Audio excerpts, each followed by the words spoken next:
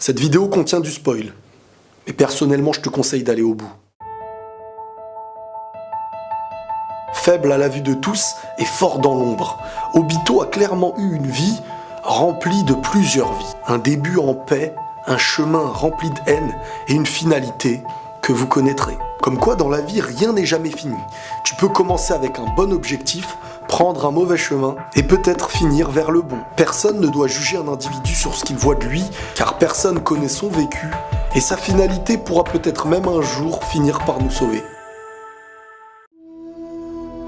Uchiwa Obito, celui qui étant plus jeune n'a jamais été considéré comme un héros, ni comme un exemple. Et pourtant ses intentions étaient dignes des meilleurs, comme j'avais pu en parler dans ma dernière vidéo avec Madara. Celui-ci, comme son ancêtre Uchiwa, possède un passé assez similaire par les intentions, similaire par le chemin et la haine qui va le toucher, et pour la finalité, on verra. Ses objectifs étaient très simples, devenir Hokage et plaire à la fille qu'il aimait, Rin, celle qui l'accompagnait dans son équipe avec Kakashi et leur grand sensei Minato, connu sous le nom de l'éclair jaune de Konoha, le futur père aussi de Naruto. Ensemble, ils ont tout connu, la paix, les batailles et les guerres. Mais comme tous les enfants du monde, il existe en nous ces choses qui nous sont secrètes, ces choses qui nous font mal en silence. Quand on sait que l'amour n'a pas d'âge pour faire souffrir, Obito en a souffert très tôt. Il avait tellement d'amour pour Rin qu'il en devenait jaloux de voir quelqu'un réussir devant elle. Et quand tu sais qu'à tes côtés il y a Kakashi, un génie du combat, qui en plus de ça se faisait très souvent féliciter par Rin, ce qui lui valut très souvent des petites disputes avec Kakashi, qui en plus de ça finissait très souvent par le rabaisser. Obito, lui qui a grandi sans savoir qui étaient ses parents,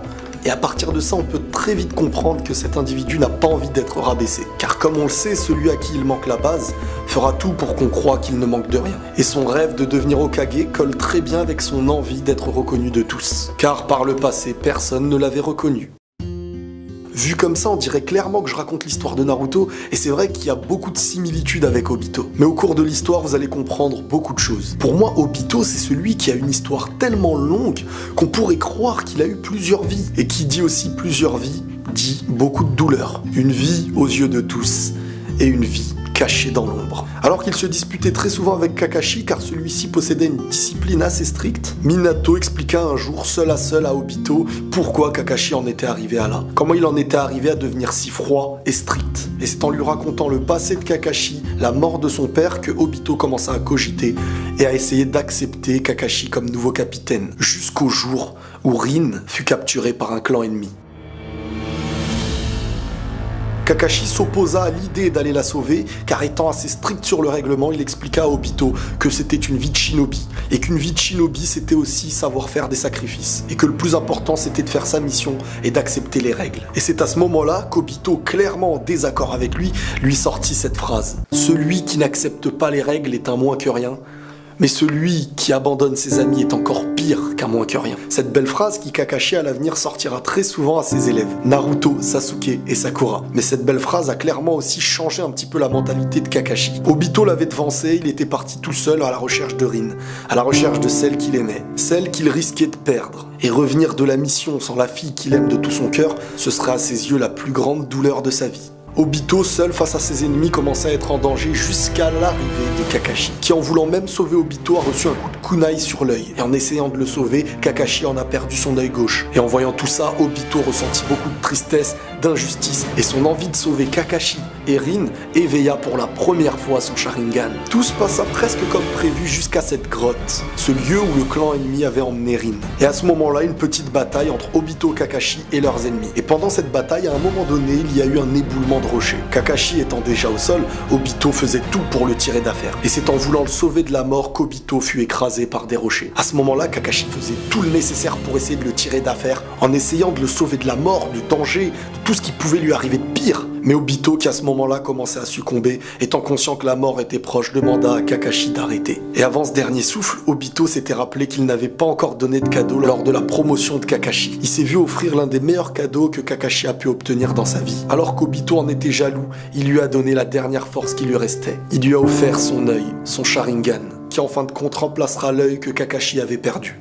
Obito n'était plus Kakashi avait perdu son compagnon, et dans ces dernières secondes, Obito regretta à voix haute de ne jamais avoir pu dire qu'il aimait Rin, et que le seul moment où il commençait à mieux s'entendre avec Kakashi, c'était le moment avant de mourir. Il demanda une dernière chose à Kakashi, celle de tout faire pour protéger du mieux qu'il peut Rin, la fille qu'il aimait. Et c'est ainsi que depuis le début de l'histoire qu'on connaît de Naruto, figure la stèle des héros morts pour Konoha, avec pour l'une d'elles celui qu'on connaît sous le nom de Uchiwa Obito. Vous pensez que c'est terminé? Que l'histoire d'Obito s'arrête là? Je vous avais pas dit qu'Obito avait une vie qui en cachait d'autres?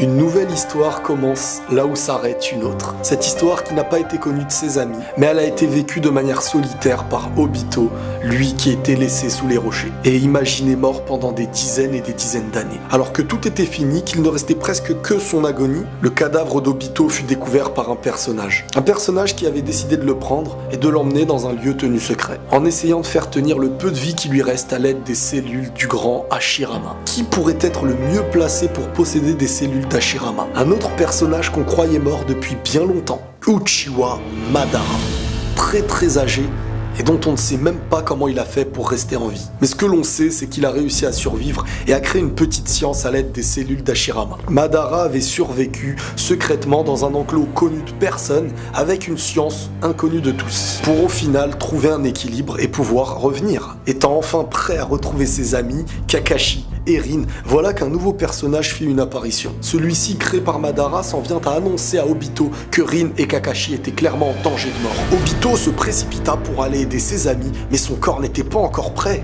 Donc ce personnage, du nom de Guru, lui a offert son corps pour protection, lui permettant d'aller directement dans le champ de bataille pour aller aider Kakashi et Rin. « Merci Madara », lui dit-il, « mais je ne reviendrai plus. » Ce à quoi Madara a calmement répondu « Tu reviendras, crois-moi. » Et c'est le moment d'enfin retrouver Kakashi et Rin. « Attendez-moi, s'il vous plaît. » Et c'est le cœur serré, sans savoir s'il fallait être heureux de les retrouver, sans savoir sur quoi il allait tomber.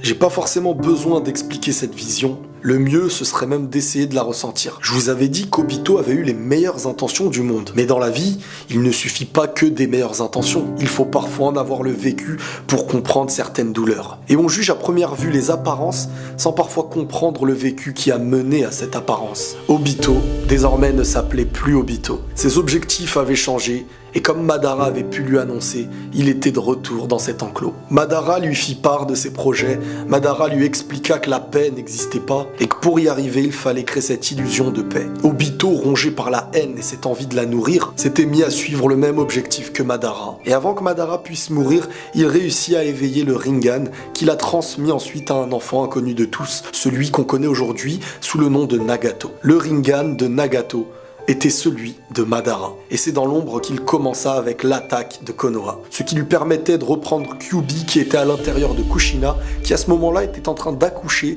du petit Naruto. Il contrôla désormais Kyuubi, attaqua le village et finit même par se battre contre son ancien sensei, celui qu'il admirait avant, l'éclair jaune de Konoha. Et Minato réussit à sauver son village de justesse. Et tout ça malgré le traumatisme que Kyuubi a pu laisser au village, à cause de celui qui en était même originaire.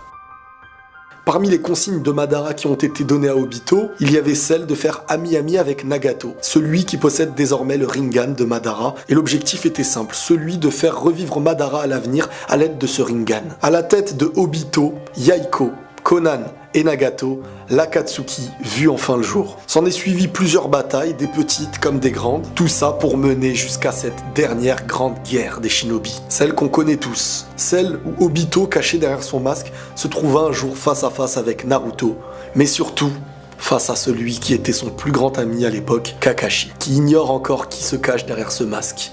Qui est cet ennemi? Il faudra attendre l'attaque de Naruto lorsque le masque sera cassé pour faire naître la réalité aux yeux de tous. L'ami du passé, ce héros de guerre, celui que Konoha priait, celui que Kakashi pleurait, était en fin de compte l'un des plus grands ennemis de Konoha.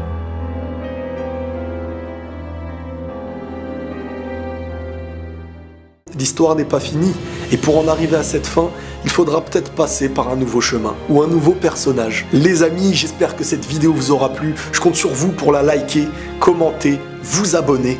Prenez soin de vous et la paix sur vous.